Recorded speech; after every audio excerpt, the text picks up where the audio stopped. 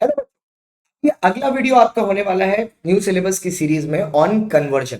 तो भैया कुछ बच्चे कन्वर्जन रिलेटेड कुछ क्वेश्चंस पूछ रहे थे। वीडियो ध्यान से सुनिएगा, मैं पूरी डिटेल के साथ सारी कन्वर्जन स्कीम आपको स्टेप बाय स्टेप समझाऊंगा, जिससे आपको फुल क्लैरिटी मिले कि ये कन्वर्जन में आखिरकार होने क्या वाला है। ठीक है, कि कन्वर्जन स्कीम का पूरा प्रोस्पेक्ट क्या है, कैसे होगी कन्वर्जन स्कीम, क्या होगी, सब कुछ बताऊंगा मैं अभी के अभी आपको इसी वीडियो में। तो चलिए सर शुरू करते हैं। मैंने कुछ आपके लिए पॉइंटर्स नोट्स भी बनाए हैं, और क्योंकि आप लोग बहुत ज्यादा मतलब एंग्शियस हो, इसलिए मैंने क्या किया, मैंने पूरा का पूरा एक ही बार में ना उतार के,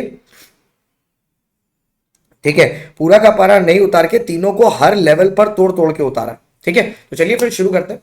देखिए सर, जो भी स्टूडेंट्स नवंबर दिसंबर एग्जाम 23 दे रहे हैं, भले ही आप फाउंडेशन में दे रहे हो, इंटर में दे रहे हो, फाइनल में दे रहे हो, नवंबर 23 के रिजल्ट्स के बाद आपका ऑटोमेटिक कन्वर्जन हो जाएगा। यस, ऑटोमेटिक, कोई फीस नहीं देनी पड़ेगी आपको।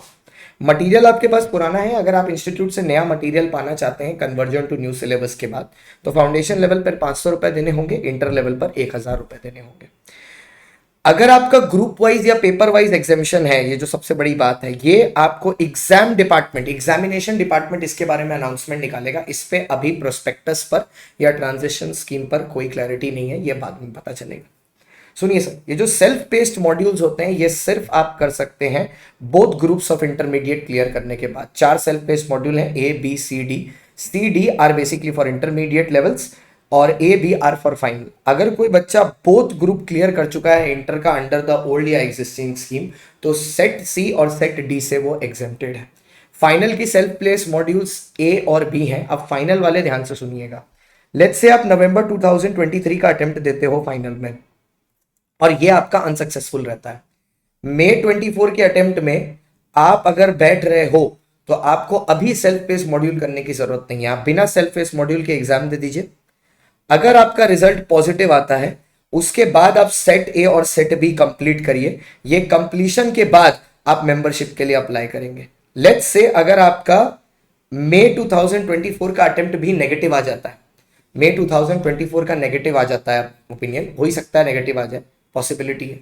अगर नेगेटिव आ जाता है, तो उस केस में आपका अगला अटेम्प्ट जो नवंबर 2024 में होगा, अब आपको इसके पहले सेट ए और सेट बी कंप्लीट करना पड़ेगा। मतलब आईसीआई आपको सेट ए और सेट बी के टाइम में कंपेंसेशन या मतलब माफी देने के लिए रेडी है, प्रोवाइडेड आपने वो उसी अटेम्प्ट में पास कर लिया है नवंबर 24 के, वरना फिर नेक्स्ट अटेम्प्ट में अगर जाएंगे तो उसको पहले ही कंप्लीट करना पड़ेगा आपको, as per the given guidelines. You will have to do it prior to the same, वो पहले ही करना पड़ेगा। फिर सर बहुत सारी चीजें, फिर नेक्स्ट आता है सर की वैलिडिटी। देखिए sir, under the new scheme, ठीक है, आईसीआई का फाउंडेशन की वैलिडिटी सिर्फ एक बार की होगी, और वो 4 के लिए होगी, मतलब 4 अटेम्प्ट्स के लिए। मतलब अगर आप 4 अटेम्प्ट्स में फाउंडेशन नहीं क्लियर कर पाए, तो आपकी वैलिडिटी लैप्स हो जाएगी, इट्स ओवर, डन। इंटर में आप 2 बार उसको रिवैलिडेट कर सकते हैं, इंटर में आप उसको 2 बार रिन्यू कर सकते हैं, और फाइनल में आप उसको हर 10 साल में रिन्यू कर सकते हैं, 10 ईयर्स में आप इसको रिन्यू कर सकते हैं। मतलब वहां पर कोई टाइम लिमिट नहीं लगाई गई है आपके लिए, इंटर और फाउंडेशन में टाइम लिमिट है। नेक्स्ट सर, अगर आपने अभी, मेरी बात ध्यान से सुनिएगा, अगर आपने एक ग्रुप क्लियर करके, ठीक है, अपनी आर्टिकलशिप चालू कर दी है, ठीक है, अपनी आर्टिकलशिप स्टार्ट कर दी है बिफोर 30 जून, तो फिर आपकी आर्टिकलशिप 6 महीने की ही होगी।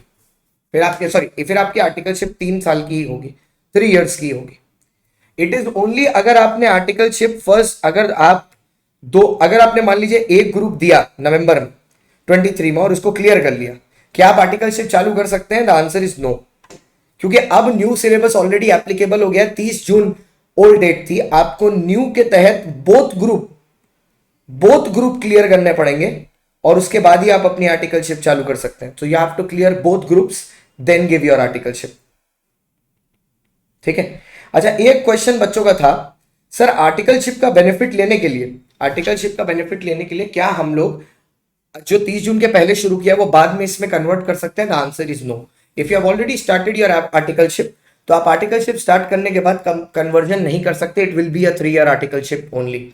अब एक बात ध्यान में रखने वाली क्या है सर, कि अगर आप आर्टिकलशिप कर रहे हो, ठीक है, अगर आप डायरेक्ट एंट्री के थ्रू घुसते हो और आप न्यू स्कीम में आ जाते हो, ठीक है, और आपने आर्टिकलशिप चालू नहीं की थी प्रोवाइडेड, तो 8 मंथ्स का आपका स्टडी पीरियड है, उसके बाद आप बोथ ग्रुप क्लियर करिए फिर आर्टिकलशिप करिएगा।